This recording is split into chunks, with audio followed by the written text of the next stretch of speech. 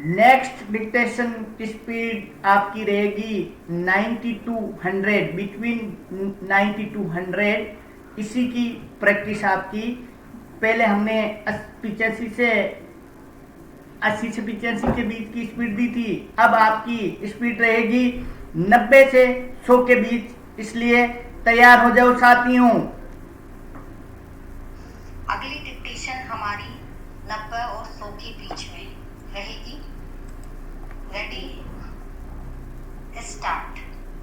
आइए आज हम अपने विचारों को उस दिन तक ले जाएं जब हमने गणराज्य की घोषणा की थी।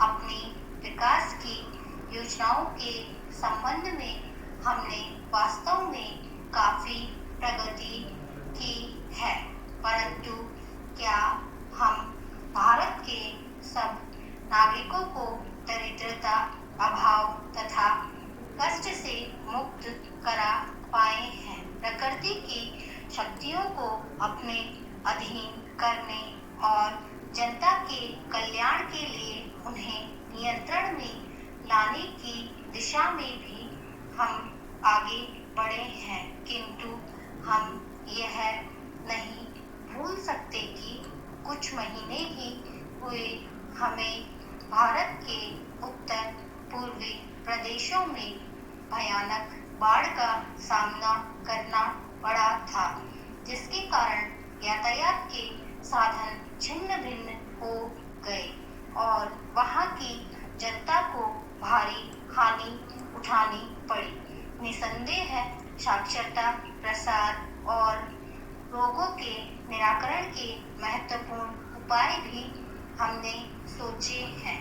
यद्यपि अभी भी देश के बहुत से भागों में निरक्षरता और बीमारी पर्याप्त मात्रा में दिखाई देती है। जन कल्याण की योजनाओं को हम बराबर आगे बढ़ाते रहेंगे, यह हमारा दृढ़ संकल्प है। इसमें संदेह नहीं किया जा सकता।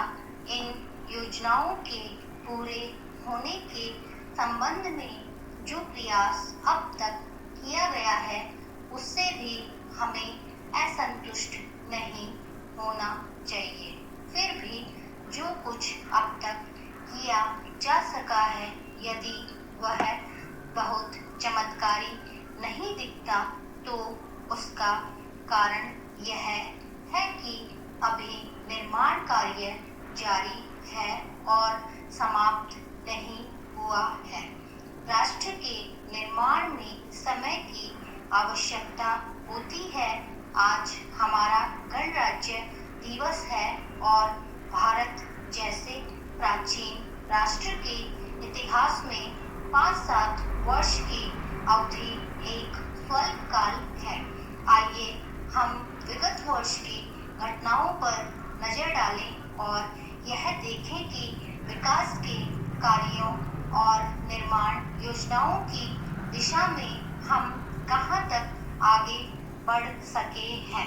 पैरा, यदि मुझसे कहा जाए कि बीते वर्ष की घटनाओं का वर्णन मैं एक वाक्य में करूं, तो मैं कहना चाहूंगा कि संविधान में दिए गए निर्देशों के अनुसार हमने समस्त राष्ट्र के साधनों को ऐसे ढंग से जुटाना आरंभ कर दिया है, जिससे यह स्पष्ट हो जाता है कि भारत में कल्याणकारी राज्य की स्थापना का श्री गणेश हो चुका है।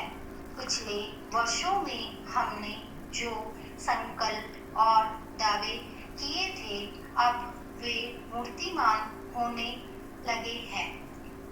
इसलिए अब यह समझना कठिन नहीं है कि राष्ट्र किधर जा रहा है और आगामी 10 या 15 वर्षों में हम किस स्थिति में होंगे। महान नदी घाटी योजनाओं पर कार्य बराबर जारी है। इनमें से एक योजना भाखड़ा नंगल योजना से बहुमूल्य पानी और बिजली पंजाब, पैक्सू तथा राजस्थान के भागों को मिलने भी लग गई है। दामोदर घाटी योजना से कुछ समय हुआ बिजली प्राप्त होने लगी थी और हीराकुंड, चंबल तथा दूसरी महान योजनाओं की भांति यह योजना भी यथेष्ट रूप से आगे बढ़ रही है। भाखड़ा नंगल योजना का प्रथम चरण समाप्त होने से अब यह स्पष्ट है कि इन महान योजनाओं के द्वारा देश में कितने महत्वपूर्ण परिवर्तन हो जाएंगे। स्टॉप।